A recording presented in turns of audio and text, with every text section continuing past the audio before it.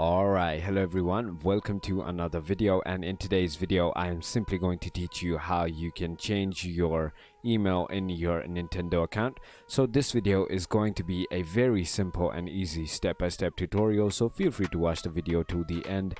And with that being said, let's get straight into the video. So first of all you're going to do is simply go ahead and open any browser you want, and simply once you have done that, you're gonna search for Nintendo account like I am doing right over here. Simply go ahead and search for Nintendo account, and once you have done that, click on the first link.